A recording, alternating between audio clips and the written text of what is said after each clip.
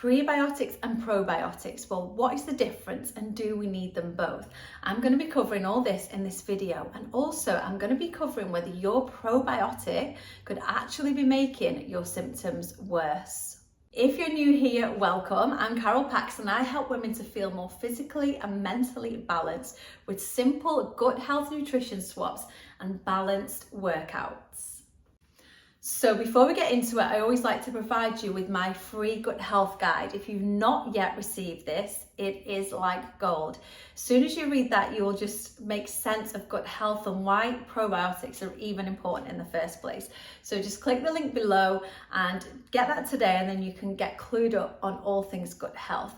Probiotics is definitely one of the main things I really talk about when it comes to helping our gut, and a real simple thing that we can add into our daily routine. But there is much more than that, and if you read that gut health guide, you'll definitely be more clued up into why it is important that we make these swaps. So in this episode, I'm going to share with you exactly why probiotics and prebiotics are so important for good gut health, the difference between them both, and why not all probiotics are the same, and actually some probiotics could be making your symptoms worse. So let's get to it. For years, I struggled with IBS and bloating symptoms, such pain and discomfort in my tummy and in my lower back.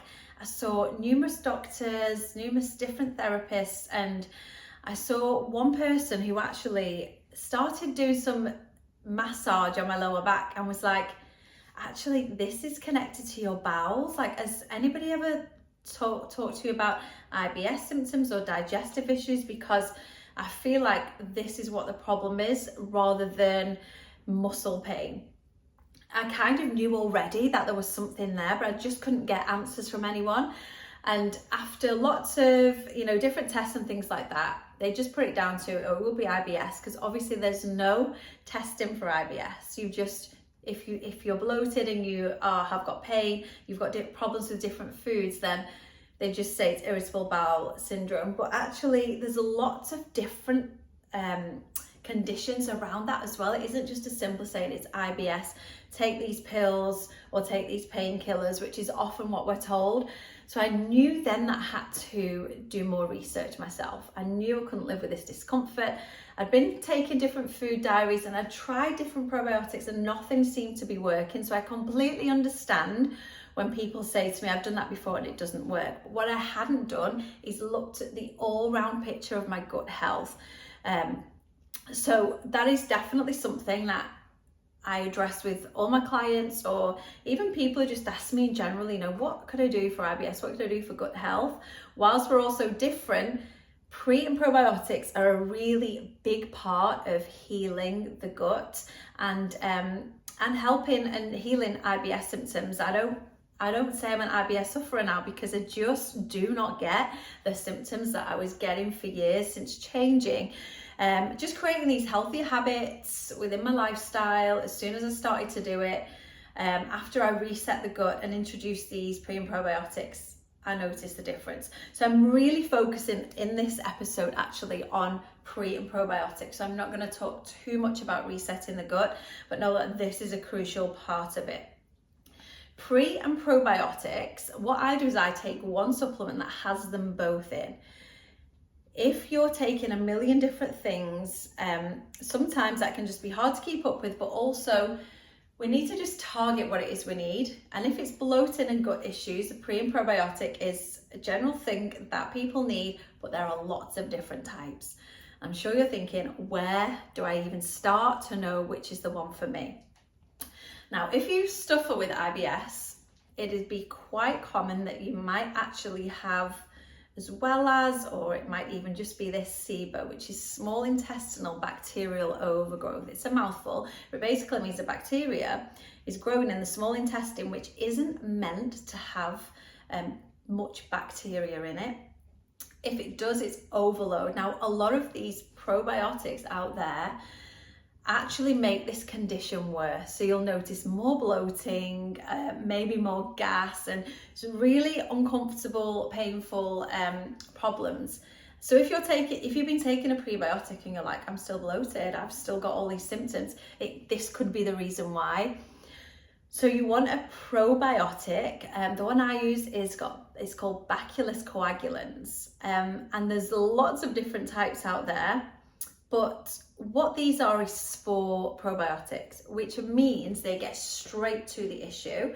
So if you see on the box of probiotics, oh, they've got this many billion CFU in it, a lot of weaker, probably cheap probiotics out there say they've got all these in, so this looks amazing. Oh, look at all this good bacteria that I'm putting into my gut. But however, what that is they've put all those in because out of those, they hope that a few of them are going to actually reach down into the stomach and actually work, because they get killed off in these harsh acidic conditions. With these sport probiotics, they have little armor jackets on and they make their way all the way down to the gut, and they stay live, they don't die off, which means they can then work. They can then help the gut microbiome to thrive instead of just being filled with this bad bacteria, which we get from outside, stress, chemicals, and obviously our food that we eat. So this is so important to choose the right one. If you want information or if you want a direct assessment, then I do one-to-one gut reset plans. So do contact me and I can arrange a conversation with you about that, because we are all so different. And it's really important that we don't look at ourselves as everybody's the same, so everybody needs the same thing. But as a whole, I recommend this one because of the nature of that probiotic. And this is what we see in a lot of studies and a lot of clients, and that I've recommended these work, okay? So for me personally, I started to take them for 30 days. I always recommend doing a gut reset around taking them as well. Taking a probiotic without looking at anything else isn't always going to be the most beneficial thing, but if you know you're not going to change anything else, then they will definitely help. So you can either do the whole gut reset for amazing results, or you can start making small changes and add these in, and they're going to help.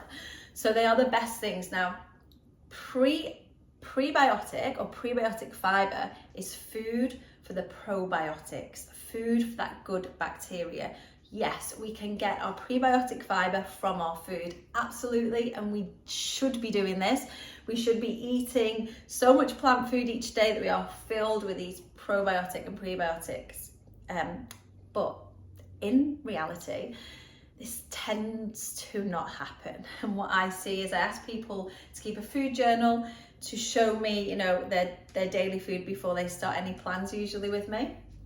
And people are generally not having enough fiber, not having enough water, not having enough plant food, and not taking probiotics. So this is where the problem is in probably 99% of people, and it was with myself as well. So it isn't just something that we're naturally doing, it's something we've got to think about and change. And the right amount of fiber as well is so important for helping to maintain a healthy weight.